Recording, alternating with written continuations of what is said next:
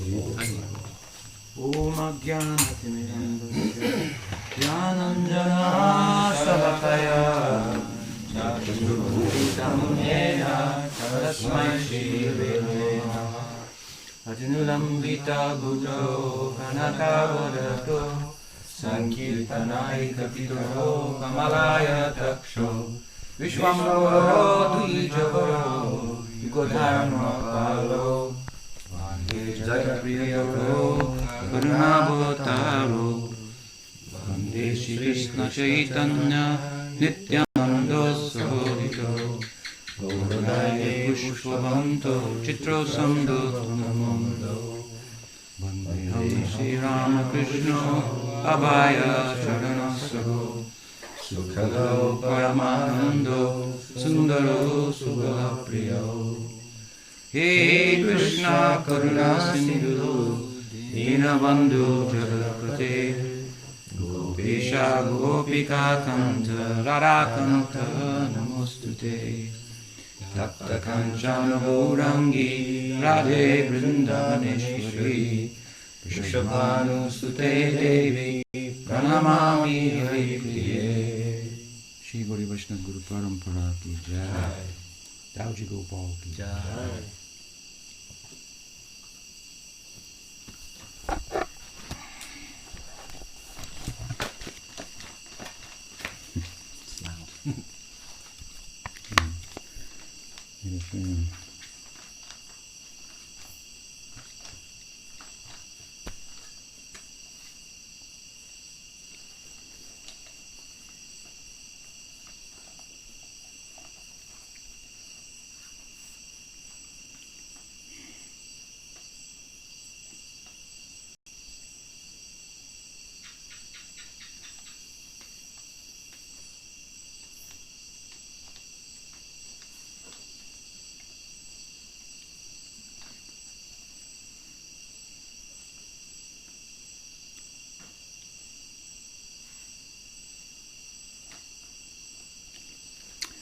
So, continuing our reading from Caitanya-caritāmṛta, Sri Caitanya-caritāmṛta.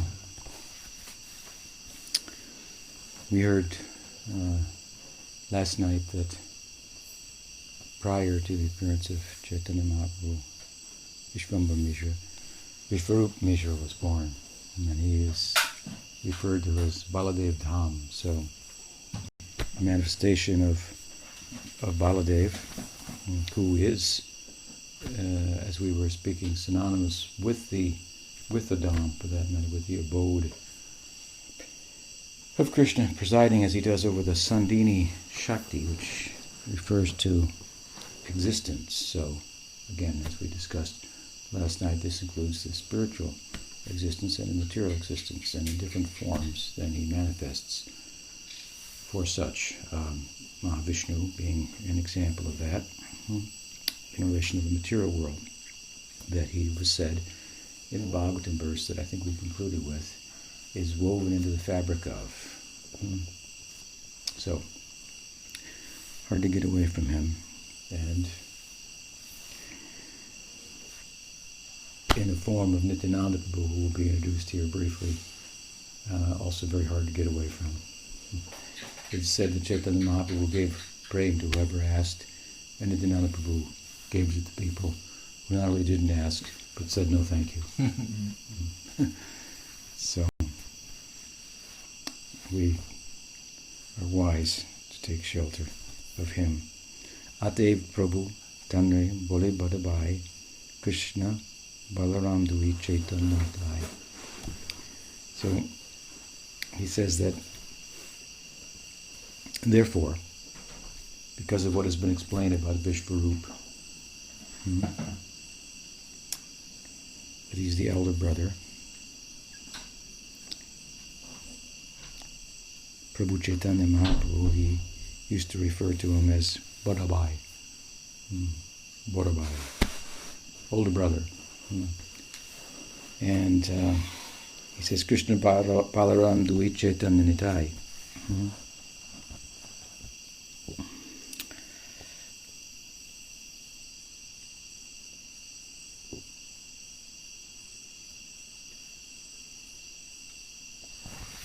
the two brothers, Krishna and Balaram, he says, they're appearing as Chaitanya and Nitai.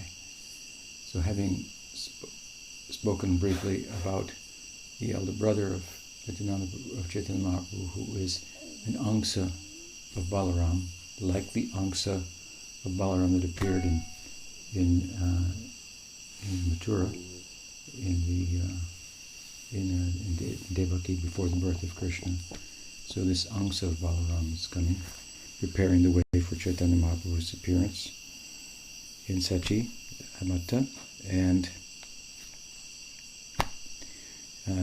he goes on now to refer to inform us that previously Krishna and Balaram in their Leela were brothers, and in this Leela Chaitanya is the brother of Nitai, the implication being that Nitai is Rohini Nandan, the son of Rohini, the full face of Balaram as he appears in the Braj Leela, not a partial manifestation. And this older brother,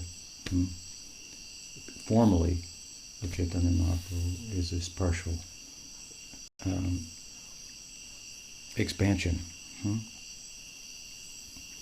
So here is another then instance in the text where he identifies Chaitanya Mahaprabhu with Krishna and Balaram. Putrapana dampati hoila ananditaman visheshe sevana kore Govinda Charan. So, having got a son,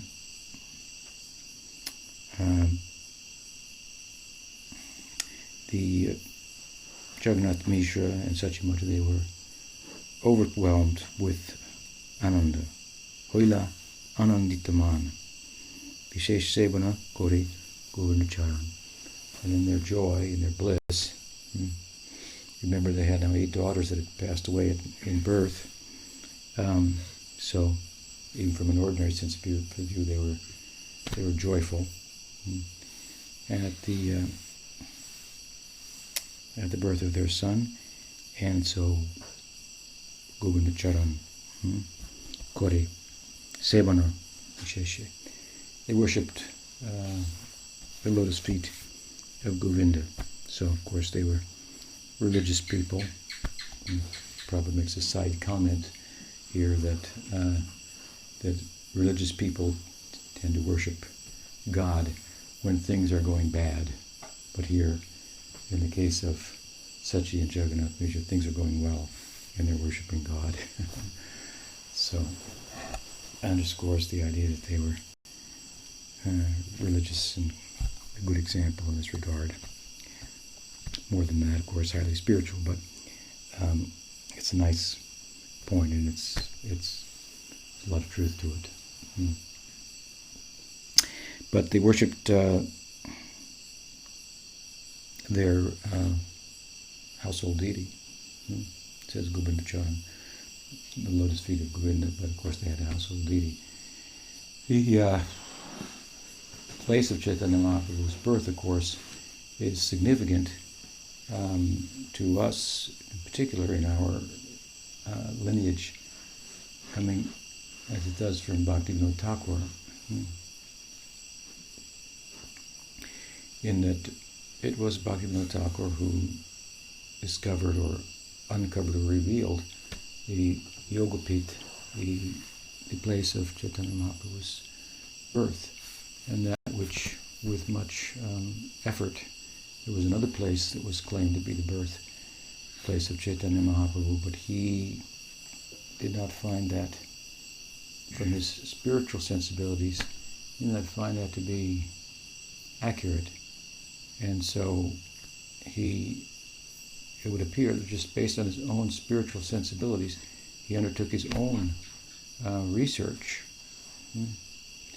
It may be a fact that persons were claiming a place on the other side of the Ganga in Navadvip to be the birthplace of Chaitanya Mahaprabhu, and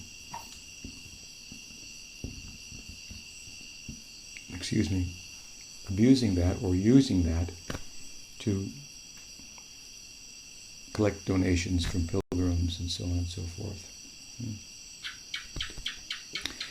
There was much of that kind of thing going on at the time of Bhaktivinoda Thakur in the name of Gaudiya Vaishnavism, where a person's kind of made a living out of being a so-called Gaudiya Vaishnava. They were in such in form, but in substance perhaps lacking.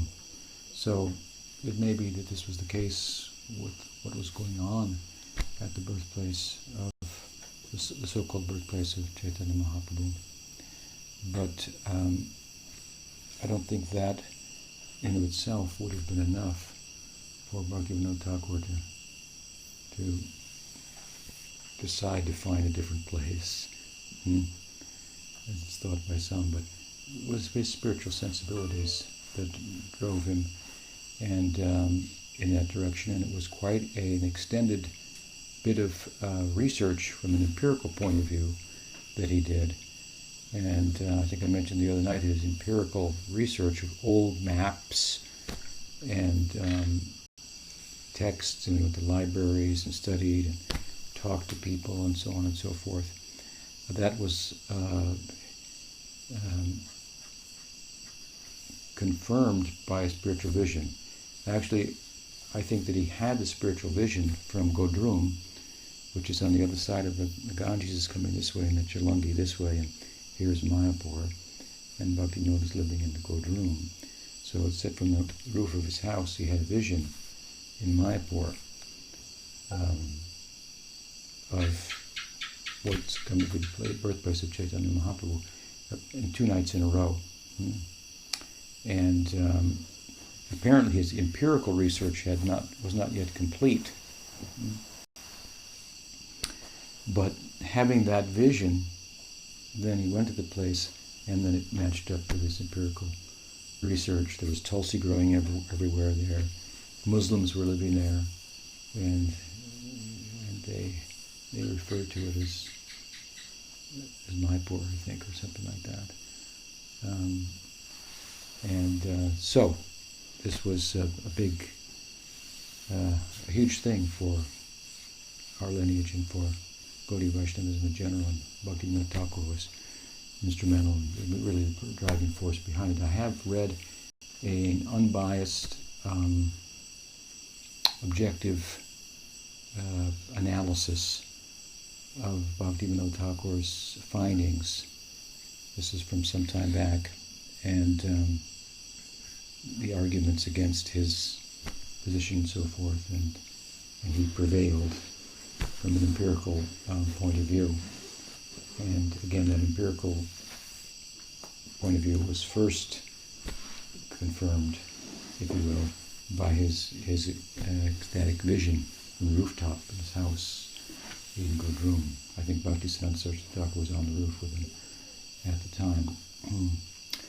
And so he was convinced of this, and then he had to exercise considerable effort to establish the place, to acquire the place, ultimately his view was to build a large temple there, because he envisioned a temple, what did he call it? Adbhuta Mandir, a wonderful temple commemorating the birthplace of Chaitanya Mahaprabhu that would be large and towering on the horizon in Bengal, there in the Gulf, at the Bay of Bengal, the flatlands there, heralding the appearance of Chaitanya Mahaprabhu. And he envisioned that upon building this, people from all over the world would come to Mayapur and chant Jaya Sachinandan, Jaya Sachinandan. And so he had his work cut out for him, and he went door to door in Calcutta begging alms for building the temple. And at one point he gave the work over to Bhaktisiddhanta Saraswati Thakur, who took it up quite earnestly and successfully built the Adbhuta Mandir. And in the context of, interestingly, and this is what brings my mind to it, of excavating the land to build a foundation on which the Advaita Mandir would rise, they found a deity in the ground, a Vishnu Adhoksaja deity, and you can see that deity. It's there, preserved and worshipped. Had worship established by Bhaktisiddhanta Saraswati Thakur. And it's thought that this was the household deity of Jagannath Mishra and Sachimata. Now, they most likely also had shalagram. It was customary. They were Brahmins. And so, in that place now, in the Yogapith, that deity is there. There's a deity of Sachi and Jagannath Mishra, and also the deity of Chaitanya Mahaprabhu and Vishnu Priya and Lakshmi Priya, and also Nrsimha is there, or a deity of Lakshmi Nrsimha, one of the two. It's said that in the house of Nanda Maharaj, that they dutifully, he and Yashoda, with a little help from Madhuvan the Brahmin, worshipped the Shalagram, Nrsimha Shalagram in their home in Braj. So, at any rate, we are drawn to this a little bit by just hearing the text here and the mention of the fact that Sachi and Jagannath were very religious, Brahminical people, and so they worshipped. The implication is their deity with great joy upon their son's elder son, Chaitanya Mahaprabhu, brother of Chaitanya Mahaprabhu, appearing in the world. That I should say a few words more. Perhaps many people don't know about it. Is I was speaking with Brindaranya the other day with regard to the ground on which the Leela, or out of which the Leela arises, the canvas, as I like to say, on which the art of the Leela is drawn. And then the other aspect of the interpretive voice is that it's spoken about in relation to current thoughts of the time in which we live, which is, of course, are subject to change and so forth. So the need for another voice in the next generation when they're, for example, thinking that matter is something other than what they think it is now. Matter is important. It matters because there's really only two things to consider: what's out there and what's in there. What's out there being experienced and what's in there experiencing is what life is about. So, just an example, because as I explained in the book too and mentioned in the preface, the concept of matter, as it's been understood by science for a long time, is not working, and so it's changing. It's not working in terms of explaining everything. So,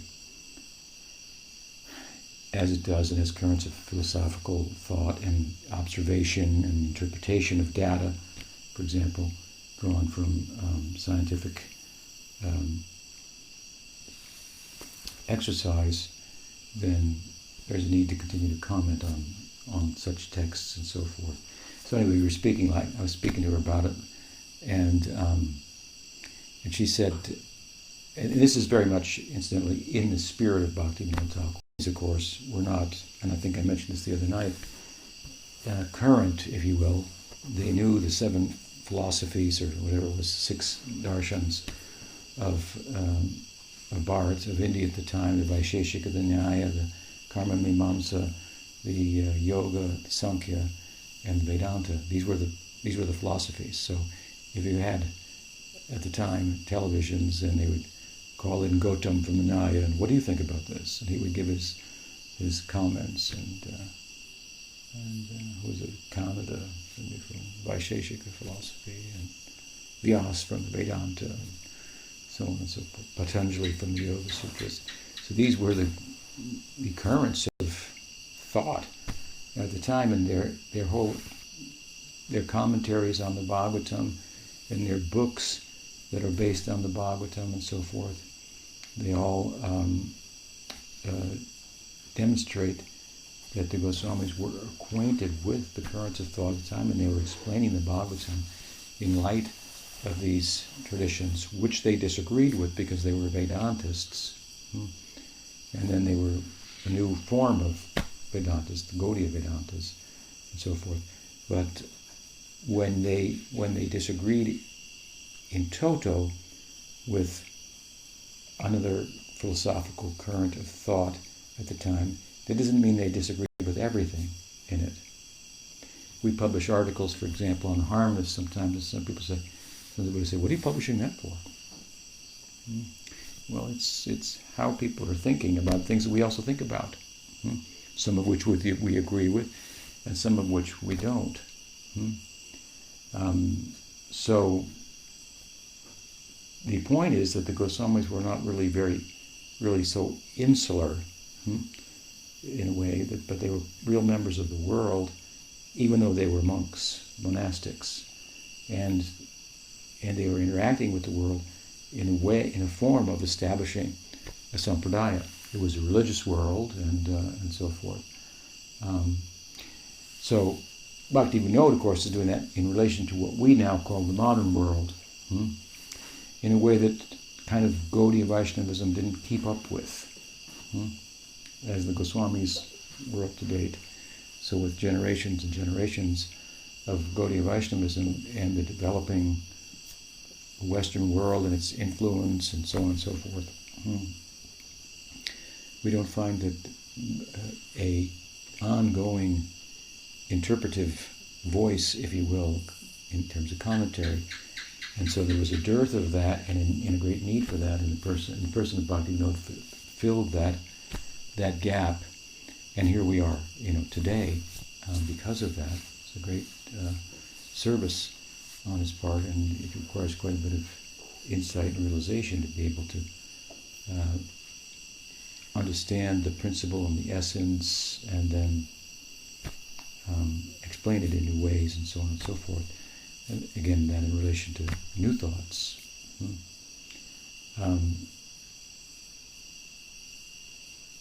So, Bhakti Vinod was an innovator himself, and I was talking with Vrindavan about it, and I was saying, my book, there'd be some people will complain. I mean, when I first did a book commentary on Bhagavad Gita, so many of my godbrothers and godsisters said, what's this? They complained, they criticized me for. But I paved the way. Now there's several of them that have written commentaries and published editions of Bhagavad Gita. I can think of at least 4 of them off the top of my head. So glad to be ahead of the curve.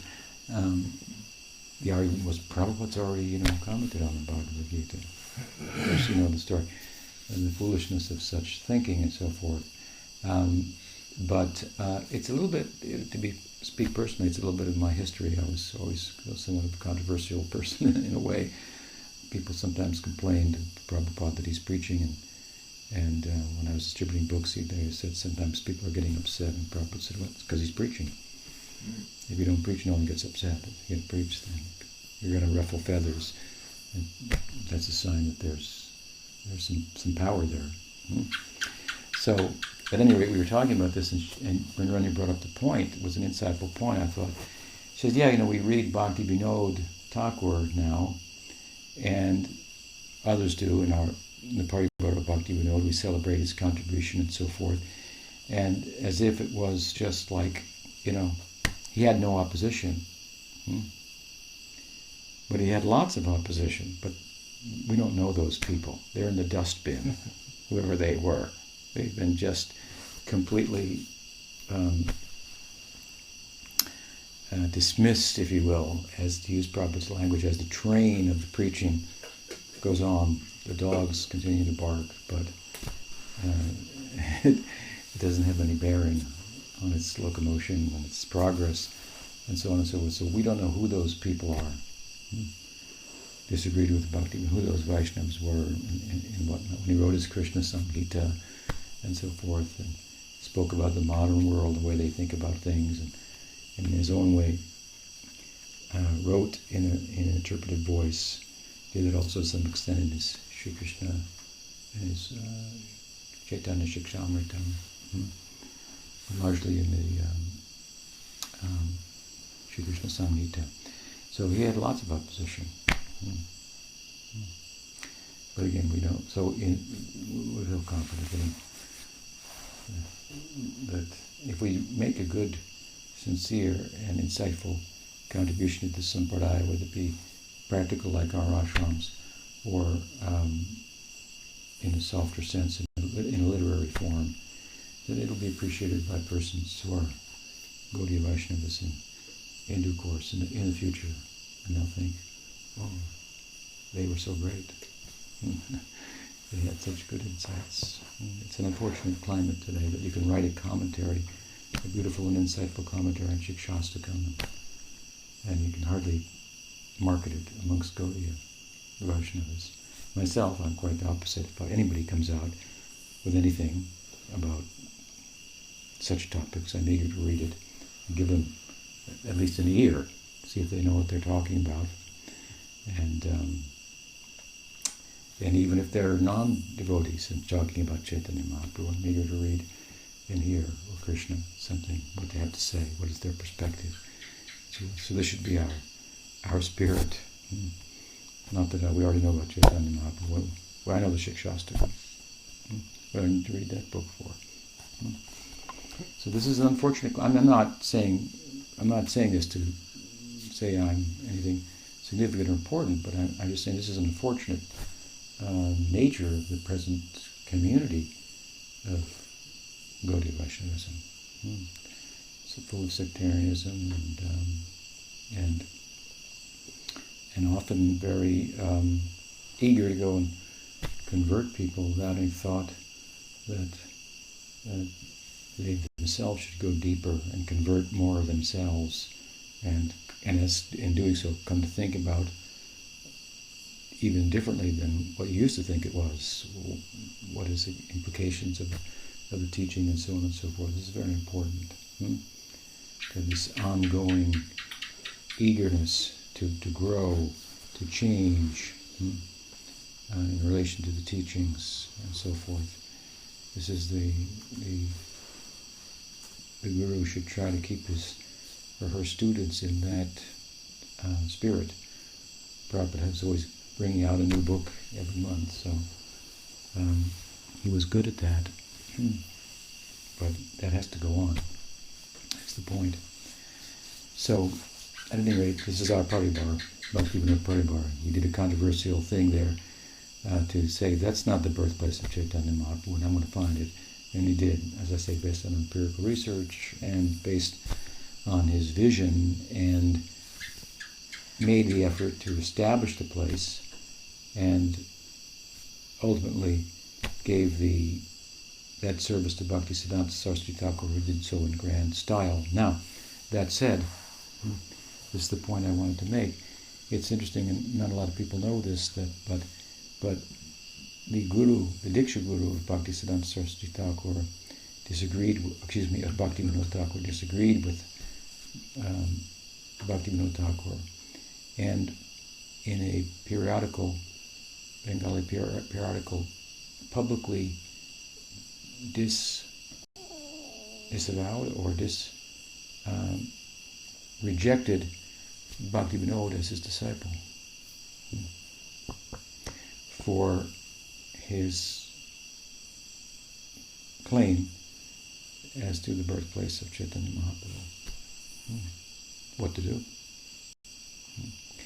We know that Bhaktisiddhanta Saraswati Thakur had some reservations about the Diksha Guru of Bhakti-Vinod, who Bhakti-Vinod spoke very eloquent, highly about, with appropriate regard and so forth. But it was the position of Bhaktisiddhanta Saraswati Thakur that there were things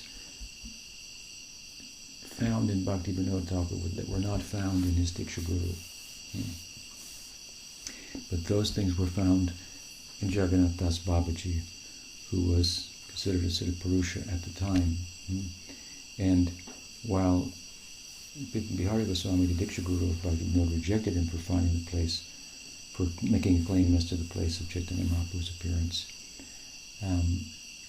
differing from the current idea at the time, Jagannath Das Babaji honored the vision of Bhaktivinoda Thakur. He was very old at the time, and he was carried in a basket to the place to get. This is what Bhaktivinoda Thakur did. He had his vision, he did his empirical research, and still he wanted the confirmation of a sadhu, somebody in a senior Vaishnava to himself. So Jagannath Das Babaji was perhaps the most senior Vaishnava of the time, and an Abhadut, not a Goswami family man or anything, but a very extraordinary person. They brought him there. He couldn't walk. He was living in a basket. So they brought him in a basket. But it's said that somehow he kind of like jumped up or something upon arriving at the place and confirmed that this was the birthplace of Chaitanya Mahaprabhu. So we go with that. We go with we draw our line to in the way that we do. From, in my case, from to Bhakti Vedanta Swami Prabhupada and Bhakti Rakshak Sridhar Goswami Maharaj, Siksha Guru, and to Bhakti Siddhanta Saraswati Thakur, to Bhakti Vinod and Gaura Kishore, the two gurus of Bhakti Siddhanta Saraswati Thakur, and from Bhakti Vinod, who had more influence on Bhakti Siddhanta Saraswati Thakur than his Diksha Guru in some respects, because the two of them gave differing advice to Bhakti Siddhanta Saraswati Thakur. Babaji Maharaj told him, don't bother preaching, just do bhajan. Of course, he did bhajan for how many years? 9 years? Just about 9. 9 years, sitting in solitary bhajan, just chanting non-bhajan. And out of that he rose and began his mission, which was the desire of Bhaktivinoda Thakur, to give a voice to Gaudiya Vaishnavism in the world and fulfill the prophecy of Chaitanya Mahaprabhu, that his name would be heard chanted in every town and village, and to fulfill the vision of Bhaktivinoda. He had a vision. People will come here from all over the world if we build this temple. So Bhakti Siddhanta Saraswati Thakur, in that respect, was considerably influenced by Bhaktivinoda Thakur, whom we identify as the leader of our paribar. Both Bhaktivinoda, of course, and Gaura Kishore had their own paribars. Bhaktivinoda Thakur is leading back to Janova. I'm not sure about it, Jagannath or Gaura Kishore does Babaji's. But we put our focus on Bhaktivinoda Thakur in the same way that the Narottam Paribar puts their focus on Narottam, or the Shyamananda Paribar puts their focus on Shyamananda Prabhu, although they weren't direct associates of Chaitanya Mahaprabhu, who came a generation or so afterwards. Because of their contributions, unique and powerful as they were in the case of Shyamananda and Narottam respectively. So there's a precedent for this. And it was the position taken by Bhaktisiddhanta Saraswati Thakur when asked by his disciples, who had been asked, which paribar do you belong to? They asked Bhaktisiddhanta, what is our paribar? He said, Bhakti Vinod Paribar.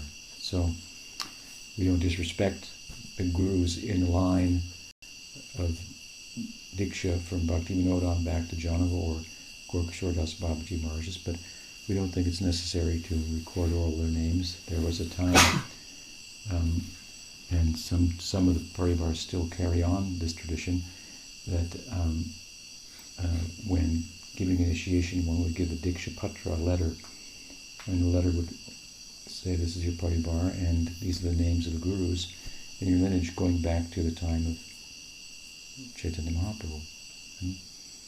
So when Bhaktisiddhanta Saraswati Thakur got his Diksha from Gaura Kishore Das Babaji Maharaj was a rather unorthodox person. He didn't give a Diksha Patra. He was illiterate. He didn't give a Diksha Patra. Some people say he didn't get a Diksha Patra, therefore he must have not have been initiated. But of course, it was one of the ways in which we answer that. Of course, it was Bhaktisiddhanta Saraswati Thakur who put the sacred Sadhaka Deha of Gaura Kishore Das Babaji Maharaj into Samadhi. And when the current of the Ganges came and moved in such a way that that place of entombment of the Sadhakadeya of Gorakshordas Babaji was in danger, it was Bhaktisiddhanta who arranged to move it to Mayapur, where it is now. So he had the jurisdiction, if you will, over the form of Gorakshordas Babaji as a disciple should, in a way that no one else in Nadia did. And of course he had that on the force, and by the force and the power of his own spirituality, that he challenged persons with who were claiming to be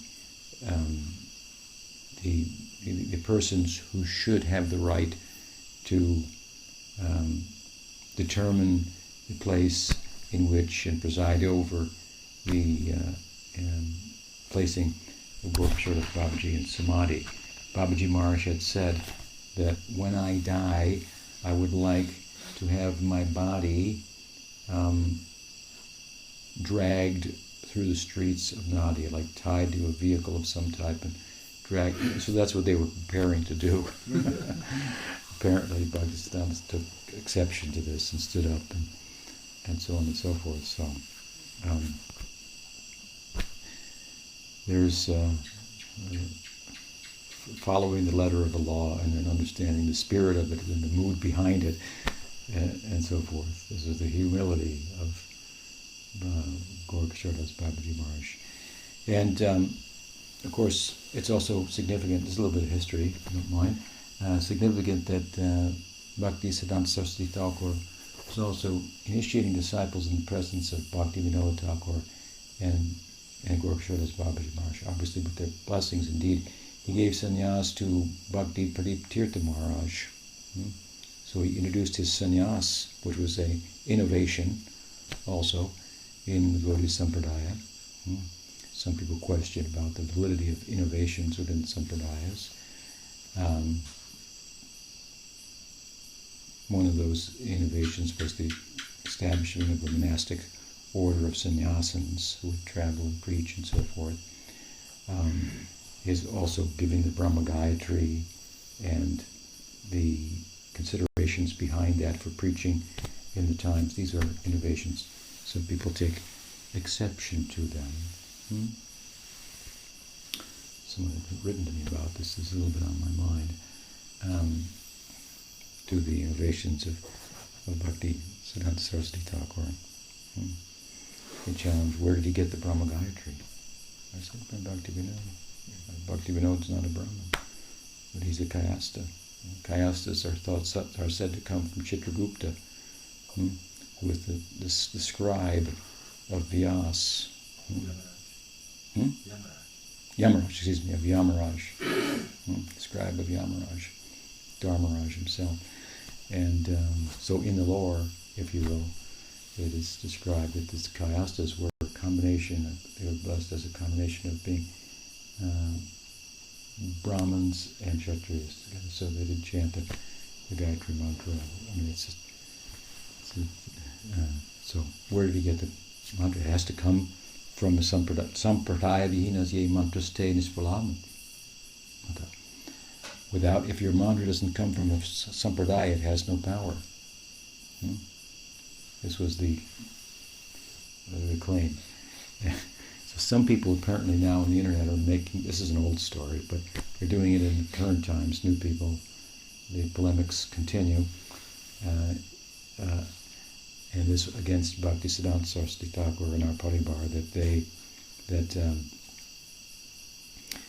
where did he get the mantra? If it doesn't come from a Sampradaya, then it has no power.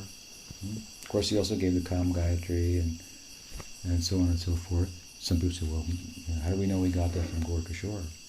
Well, we should take his word for it. He was a very powerful spiritual person. Why do we have any reason to think that he didn't? Because he didn't get a Diksha Patra, and Gorakshor initiated him in a way that wasn't the standard fare in some lineages at the time. Initiation has substance and it has form. The essence is to impart the mantra, and moreover to give the blessing.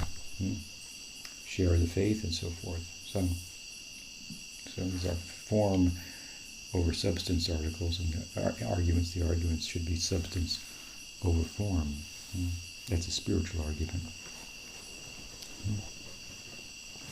Bhavagrahi Janardana. So it's the spirit of the law, the form of the law that's to be embraced. So at any rate, someone was writing this, so I pointed out to him that the verse you're citing, he says he's gone against the scriptures. He's given a mantra, the Brahma Gayatri, that he didn't get from the Parampara. So he got it. He got it from Bhakti Vinod. What's the problem?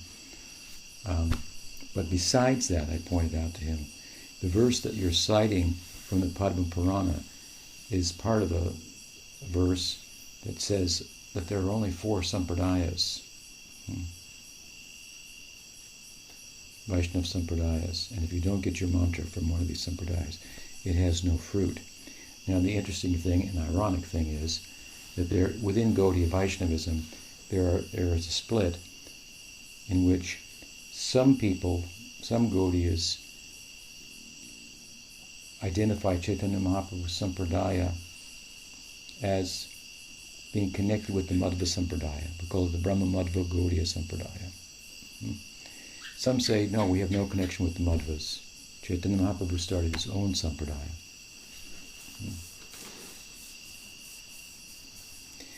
The irony is that the group that's arguing against Bhaktisiddhanta Saraswati Thakur and quoting this verse from the Padma Purana is historically a group that and that verse is not in any current manuscript. So they make an argument that this verse is interpolated. It's not actually part of the Purana. They're the ones that make the argument.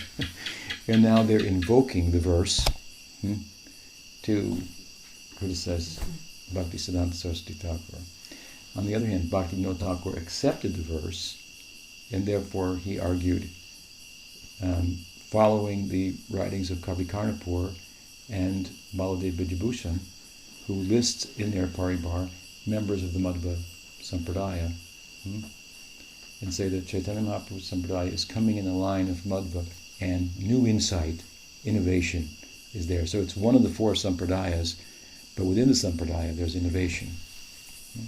This person was questioning innovation. We should follow the law. I said, well, now you have 2 choices. If you accept the verse's interpolation, then you have to accept that Chaitanya Mahaprabhu started his own sampradaya. So a spiritually powerful person can start their own parampara. Of course, Bhaktisiddhanta Saraswati Thakur didn't start his own parampara, but he innovated within it. If you accept the other version, that the verse is not interpolated, then you have to connect Chaitanya Mahaprabhu's sampradaya based on the verse. He has to be part of one of the 4 sampradayas to the Madhva Sampradaya. And if you do that, then you have to accept there's innovation within a sampradaya, because Chaitanya Mahaprabhu's teaching is quite an innovation, and the mantras that are given, so but they're not the mantras that are given in the Madhva Sampradaya. So in either way you look at it, innovation is the norm for spiritually powerful people. You understand? So some people say Chaitanya Mahaprabhu is Krishna, he started his own sampradaya. They feel comfortable with that. And then they make arguments that he's Krishna and so forth. I mean, we agree. But that means we can start a new sampradaya. Because only Krishna can do that. No, actually Madhva started his own sampradaya. We look at the history. He was in the Advaita sampradaya, which is not a Vaishnava sampradaya. Of course, he says that he went to the Himalayas and he wrote a commentary on Vedanta. He went to the Himalayas and he talked to Vyasa, and Vyasa said it's good. So he follows Vyasa. And so, but that's obviously an article of faith. The people who believe strongly in Madhva, they believe. The Puranas, I suppose, talking about Brahma Sampradaya, the Sri Sampradaya, or Lakshmi Sampradaya, the Kumara Sampradaya, and the Rudra Sampradaya. These are Vaishnava Sampradayas. Then in the modern day, we have the representatives. So, Madhva Sampradaya. He's a powerful person. He started his own Sampradaya.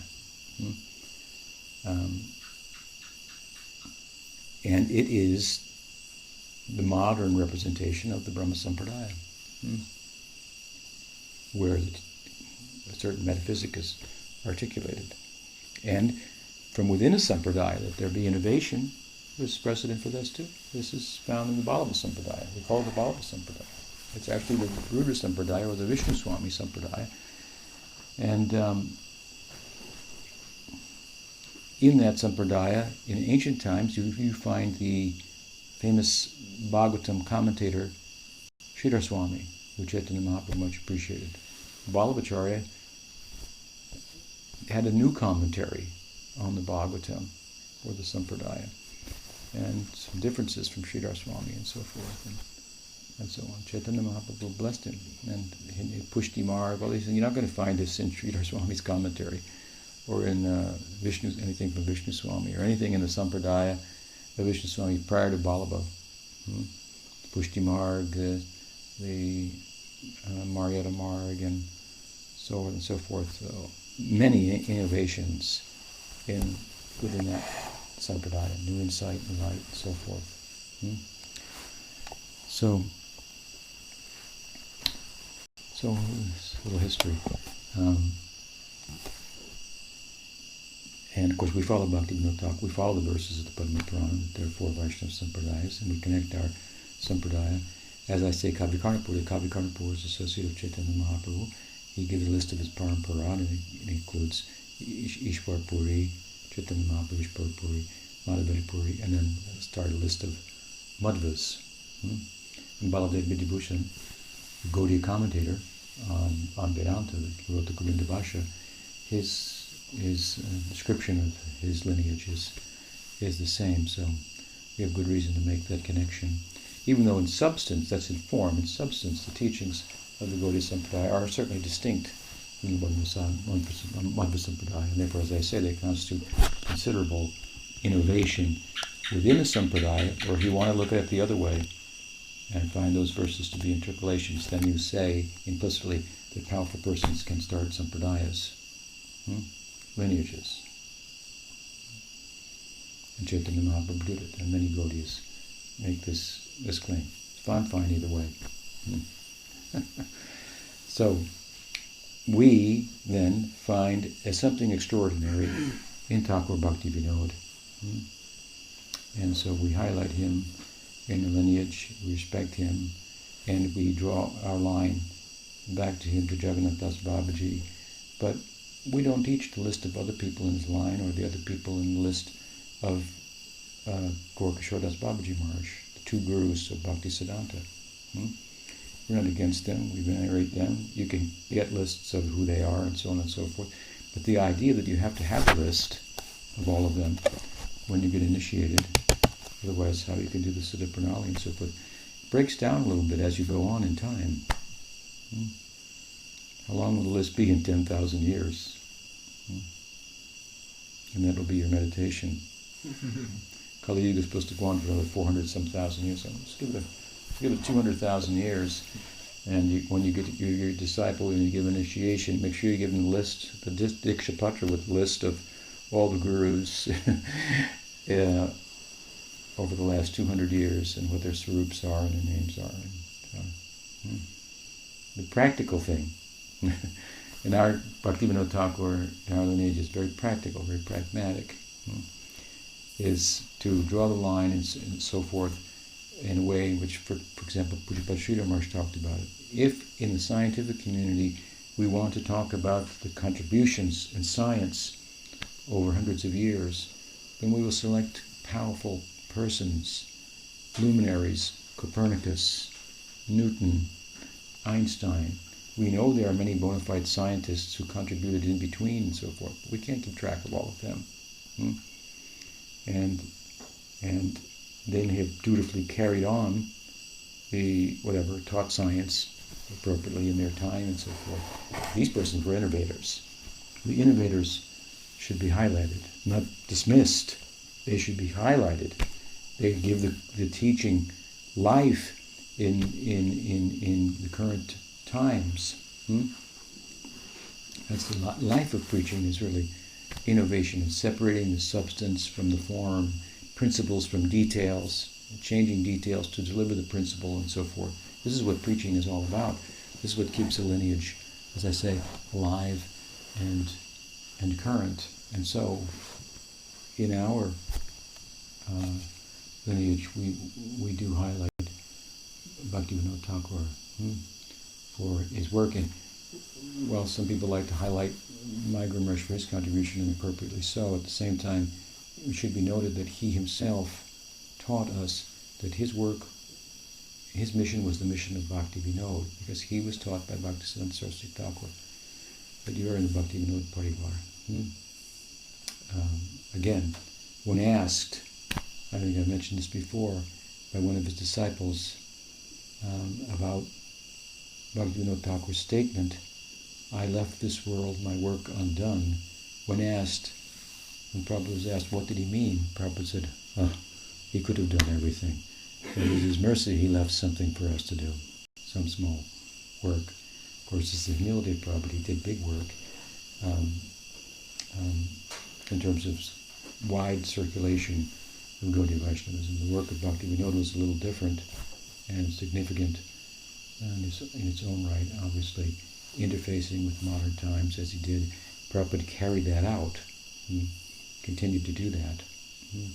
So we do consider ourselves, the Bhaktivinoda Parivar, as Prabhupada considered us to be, and it's a glorious lineage to me, to say the least. It's been 50 years now, half a century, all around the world.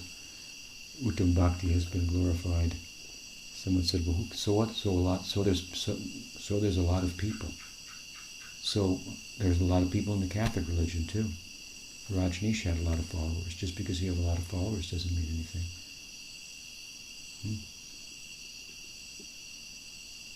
That's true, but there are followers who believe in Chaitanya Mahaprabhu, who teach Uttam Bhakti, who embrace the teaching. Are you just going to dismiss that?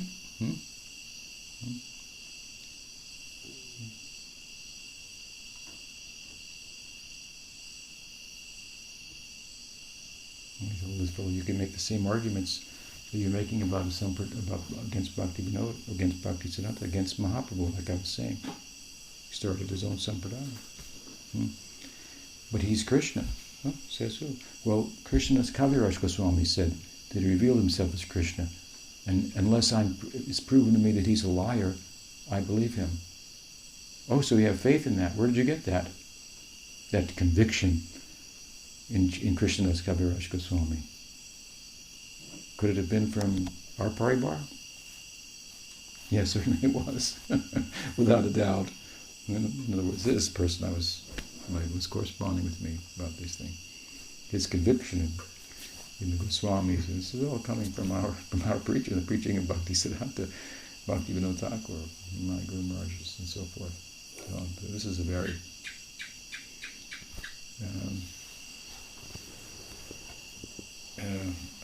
unreasonable, not well thought out position. Yes, and the academic community also around the world has taken notice of Chaitanya Sampradaya, and this is the work of our Parivar. They made a contribution not only to Gaudiya Sampradaya but to all the Vaishnava Sampradayas.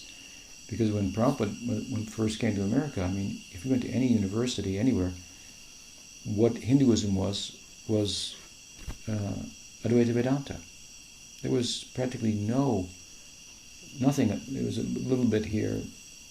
This one fellow had started to write something about Gaudiya, the hidden moon, what was his name, Dimmock. But it didn't have any, what is Ramanu, Vishishta Dvaita, what is the Dvaitavad, and so forth. Prabhupada gave life to all of these sampradayas in the modern world, in academia, and in the general, amongst the general public also. So we have made a big but a big contribution. It's noteworthy.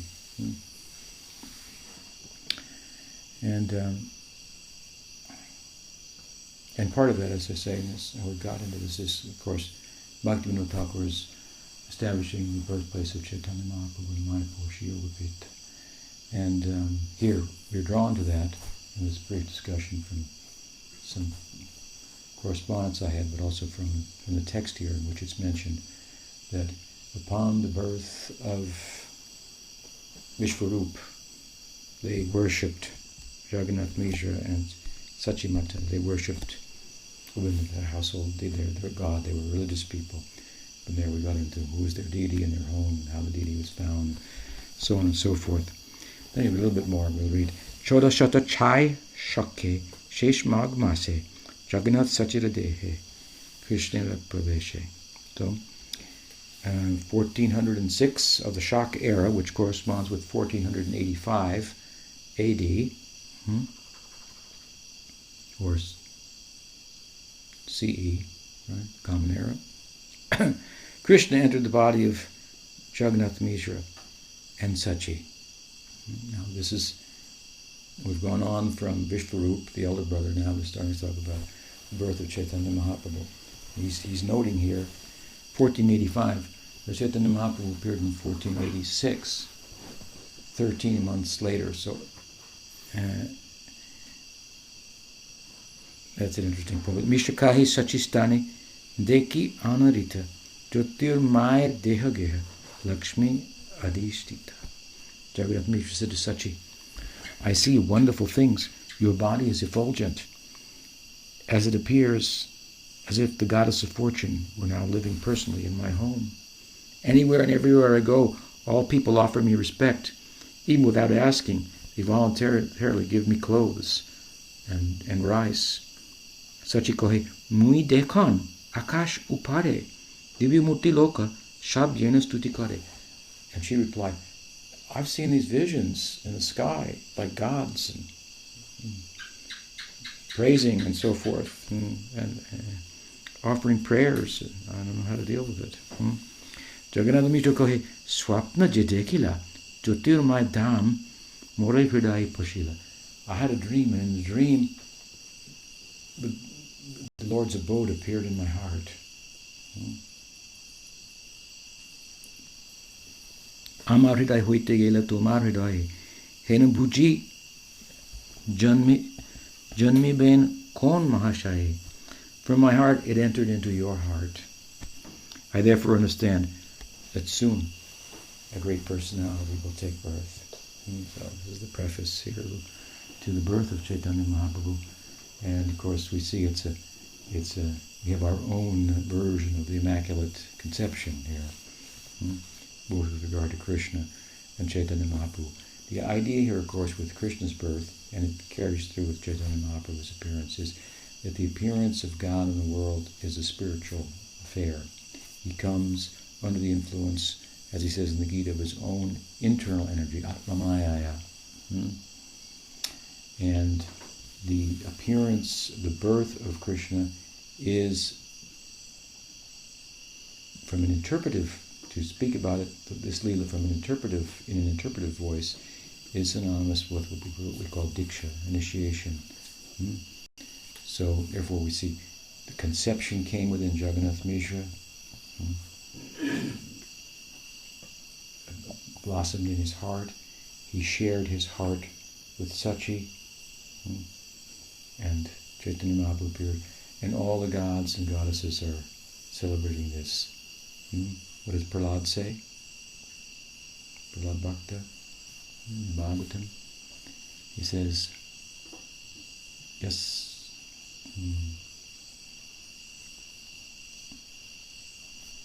that in the devotee, all the qualities of the gods are present. What is that verse?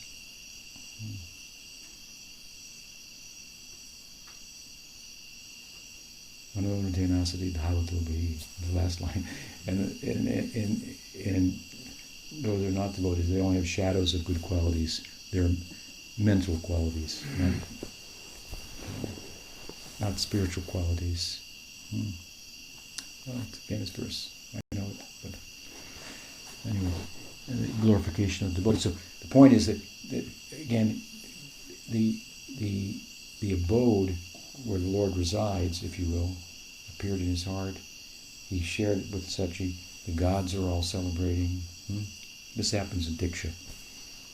Oh, he's getting Vaishnava Diksha, and all the gods, who correspond with the Varnashram, they're all paying respects.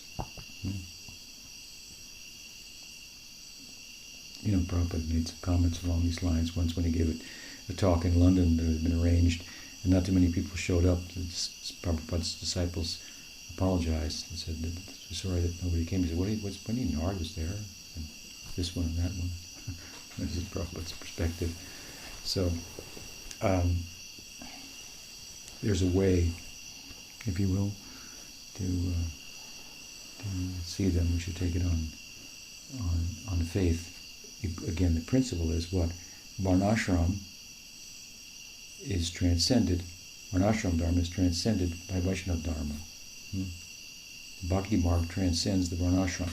And the gods and goddesses all correspond with the Varnashram Dharma. That's what they are, the gods presiding over. So when one becomes a Vaishnava, Sarvadharman Pritta Jamame comes Sarvam Raja. He goes beyond the gods. He goes to the God of gods, Govinda, the Adipurush. And all the gods are Muyanti Atsuraya. They don't understand him. He's as the Bhagavatam says, he's difficult. Before we find examples, Brahma's bewildered by him. Indra's bewildered by him. These examples are there to tell us something in Bhagavatam about Vaishnava Dharma.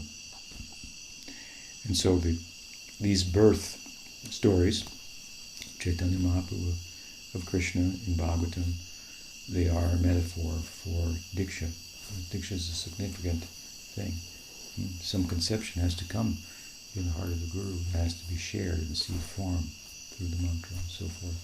And then if we culture that, of course, that'll come within us. So we have our own notion of the virgin birth. It has a little more philosophy behind it and theology and so on. There was a class of Christian preachers at one time who thought that the Hindus picked up on the virgin birth idea of Christianity, but there's more evidence that it was the other way around. But it's a fine conception. We think that if God will appear, it will be on spiritual terms. Even if there is a material parallel, like we were discussing the other night, I think you had a question about, or maybe it was on the Sunday conference call. While something spiritual will take place, it will express itself at the same time in the body in ways that it could be analyzed otherwise. A bad example of that is the ecstasy of Mahaprabhu that some people thought meant, he must have had epilepsy. No, because that's not contagious, as I say, but there are material ways in which that will play out, so we could analyze it from that point of view and only see it from that side. But there's, of course, in the case of appearance of great persons and spiritual transformation and so forth, of ecstasy, the asasati, there's more to it, and there's more in the background. So it is the case with the birth of Chaitanya Mahaprabhu. Is coming to a beginning, summary, synopsis type discussion on the part of Krishnadas Kaviraj. Shri Krishnadas Kaviraj Swami Mahashaya ki jai. Shri Sachi Jagannath Mishra ki jai. Vishwambar Mishra ki jai. Krishna Malaram ki jai. Shri Guru Vaishnava Guru Parampara ki jai. Bhakti Vinod Paribar ki jai. Gaur Bhaktivinoda ki jai. Gaur Premanande.